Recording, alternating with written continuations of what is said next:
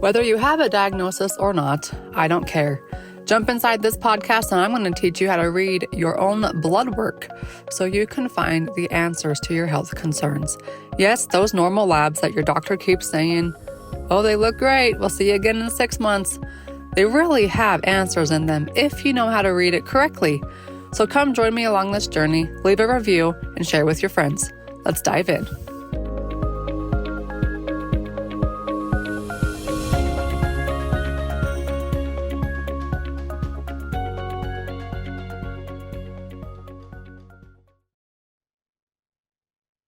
Welcome to the Beyond the Diagnosis podcast with me, your host, Dr. Kylie. If you have ringing of the ears, or if you know somebody who has ringing of the ears, share this podcast episode with them because Dr. Alexi is an audiologist and a functional medicine practitioner, and she's going to help us with 3 steps to taming tinnitus, which is ringing of the ears. So, You got Dr. Alexi, welcome on. Hi, thanks for having me. I'm really excited to be here and chatting about my passion. So, why ears? Why is that your passion? so having been an audiologist for, almost 30 years, God, that makes me feel very old.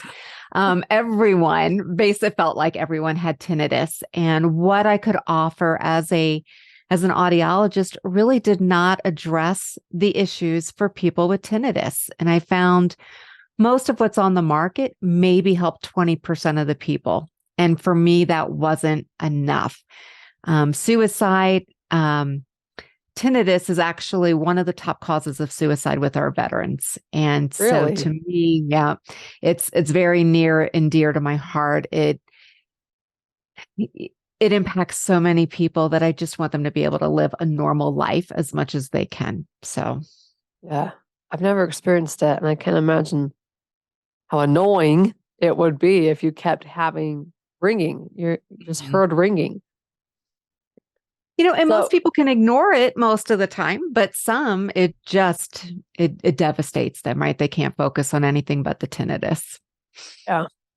So you're sitting as an audiologist, trying to help people, feeling like your hands are tied behind your back. And then this word functional medicine pops into your life. And now describe to me what you did then versus what you do now and the difference in your results. Absolutely. So in the past, I would either fit someone with hearing aids, because when you're hearing things louder, it tends to mask out the sound of the tinnitus.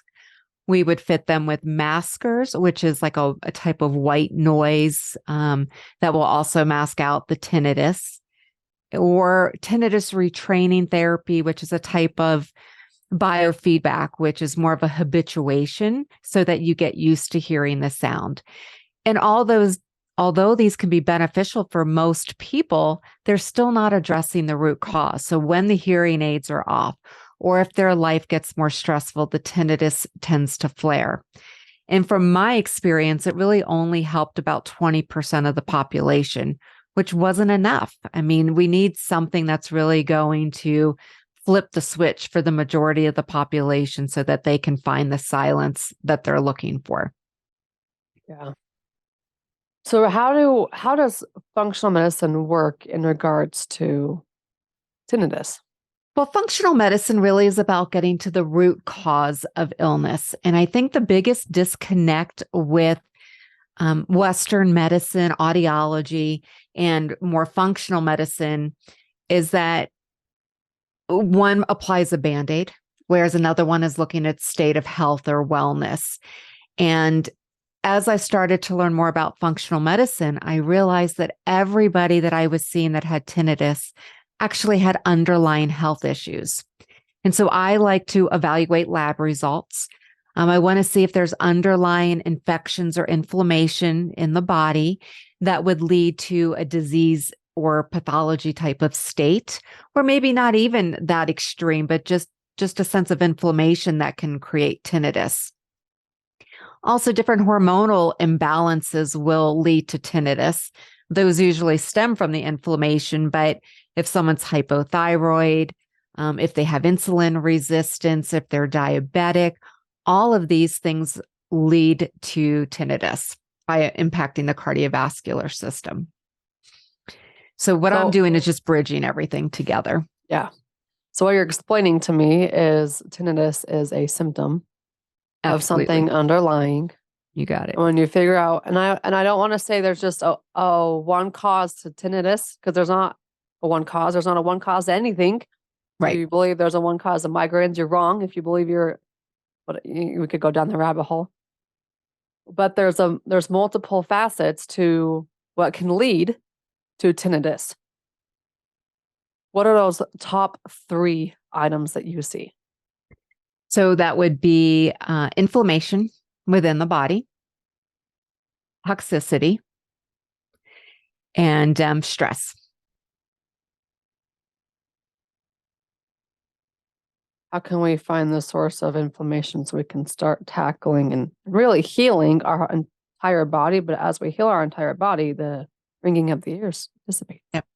So like you, I do a lot with lab work. I do believe, as you say, that the CBC with differential is the lab worth its weight in gold. The price of gold. By the way, if you're listening to this, guys, Dr. Alexi she is a functional blood work specialist. So if you're looking for someone who can read the labs the way you know they should be read, Dr. Alexi's got your back. Absolutely. And thank you for the knowledge that you've imparted on me, because I've learned so much from you. But I love to look at the CBC with differential because I can determine if there's underlying infections.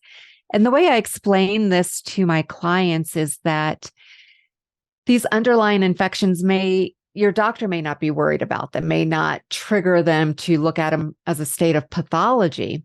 But the way I view them is this computer program running on your computer that just slows everything down. The computer's running, but it's not running at the speed it needs to. And so if I address those underlying causes of infection, then generally things within the body are going to start to balance out. So be it your hormone, resistance to several hormones like insulin or thyroid, sex hormones, all of those things start to balance out, all of which lead to tinnitus. So if we address that root cause, we're on the right path. And not only tinnitus, but a lot of other symptoms that you aren't worried about will go away too. Yeah. And that's what I tell people. When you work with me, it's not just the tinnitus. I'm going to impact your whole body health. So we can't separate, different parts of the body from the whole body. They all work together. So if something's off in your gut, the rest of your body is going to be impacted by it, and your ear is no different. So that's inflammation. What about number 2, toxicity? Toxicity. So in this day and age, we are all impacted by toxins. It's in the environment. It could be fracking chemicals. It could be the makeup that we're putting on, beauty products, nonstick cookware, whatever it may be. Toxins are coming in from everywhere. Those toxins themselves can lead to a state of inflammation in the body. They also impact the myelation pathways on your nerves. And so if those aren't working well, that can lead to tinnitus. Heavy metals and mercury in particular, I find are the biggest issues when it comes to tinnitus or hyperacusis, which is the oversensitivity to sound. So even if you do not have amalgam fillings or silver fillings, if your mom did, that passes down for 4 generations and it deposits into the brain. And so I find that those really impact the neural pathways as far as how sound is processed. So that's a big part of what I like to do is pull out all those heavy metals and toxins in general so that the body's inflammation levels decrease. There's a lot of people who do detoxes in general. What would you recommend as far as a DIY, do it on your own, versus actually getting help from a knowledgeable practitioner about detoxing? Yeah, that's a great question. And detoxing is such a common word nowadays. I know I quote detoxed forever and it never did anything for me, or it was very short-lived. And the problem is that most detoxes that people are doing are very surface level. They're just supporting maybe the kidney and liver, which is great, but they're not addressing the toxins that are stored in our fat cells. So as a protective mechanism, your body shuttles toxins to the fat cells, and your brain is primarily fat, so it gets stored there as well. If you're not pulling it out at the cellular level, you're never going to find true healing. So you can do all the juice fast and liver cleanses and everything you want, but you've got to get into the cells. And so I don't recommend to do it yourself.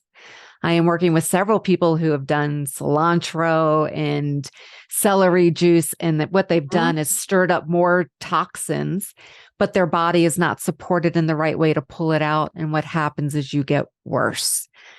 So you may feel better for the first month or two, and then you notice you've got a relapse of symptoms and it gets significantly worse. Go to the cellular level. I'm happy to help you. There are different nutraceuticals that we can use to really pull those toxins out and safely chelate them out of the body. I remember when a certain someone, who must not be named, brought in celery juicing to one of his books, and I was like, all of my patients were all of a sudden doing celery juicing, and all hell was broke loose. Yep. Like they were coming back to me, like complaining about more and more symptoms and how everything was aggravated. Like just because you read it in a book or saw it on social media by a famous person doesn't mean that you should be doing it. Right. So be very careful when you step into a detox, thinking that this is going to solve all your problems. If you've been down the rabbit hole, like Dr. Alexi was saying, where you've detoxed supposedly for years and months and nothing's changing, well, you might be just supporting the detox system and not actually getting into it. I loved how you said toxicity in the fat within your cells. Yep. Okay, number 1, inflammation. Number 2, toxicity. And number 3, stress. Stress. And that lovely word. It's like the buzzword. Everybody's stressed nowadays, but unfortunately, it's true. And stress can be good stress, like planning a wedding, getting ready to have a baby, or it Planning can be a freaking event. Exactly. Or bad stress, right? So, and the thing is that inflammation itself stresses our body. Most of my tinnitus patients will come to me and go, well, it was noise induced. Well, noise is a stress, and stress impacts your oxidative stress levels within the body and creates more free radicals, which increases toxins. So stress is this perpetuating issue. You can try and lead this wonderful life, and unless you're sitting on the beach with not a care in the world, everyone has some level of stress. So when I work with clients as far as addressing their stress, I really like to integrate things like heart rate variability, heart-brain coherence techniques, meditation, yoga, things that they can learn to really build resilience in dealing with the world around them so that the stress is not as impactful and it doesn't cause their tinnitus to get worse. I like it. So 3 steps to taming tinnitus. 1, tackle the inflammation. Refer to your CBC with differential. 2, toxicity. Specifically, mercury can cause havoc in the nervous system, leading to ringing of the ears. And then be sure you're actually detoxing correctly. Probably should get some help from someone who's an expert in it. And then 3, figure out, or I should say, embed anti-stress mechanisms into your Absolutely. life. Don't just figure it out. You can't eliminate them, but you can help them out. And that was one of the biggest transitions for me as going from school to an entrepreneur and a mother at the same time. I'm so used to always having to be productive. And if I'm not productive, then I'm not, quote, making money or getting to the next level. Whereas productivity can be just as good as resting and playing with the kids. So we reframe our mindset around that word productive. You can be productive in so many ways, not just our typical modalities. Like I'm productive building relationships with my kids when I'm playing with them. Absolutely. So it's just reframing that. So, all right, Dr. Alexi, where can they find you? They can find me. I have a Facebook group for people with tinnitus, and that is Taming Tinnitus on Facebook. So happy to have you there. I do have a YouTube channel, which is Dr. Alexi Elements of Wellness. And I do post a lot of videos for tinnitus on there. And then my website, which is www.elementsofwellness with the number 1.com. So I would love to have any questions that you have. I'm here to help you. Ringing of the ears does not have to just be managed. It can be overcome, and she's your expert. So go find her, join her inside our Facebook group, find her at Elements of Wellness number 1, the actual number 1.com. And we'll get all those links posted in the show notes below. Thank you so much for joining us and sharing your expertise. Thanks for having me. Appreciate it. Yep. Ready to have all of your blood work compiled in one location where you can easily read it all together? Well, go grab my book, Why Are My Labs Normal, on Amazon. Grab it, learn how to read your own labs, and take the power back in your hands, because your normal blood work is loaded with answers. You just got to have the right person reading it, and the right person can be you. Go grab it on Amazon, Why Are My Labs Normal by Dr. Kylie Burton. Leave a review, and we'll see you on the next episode.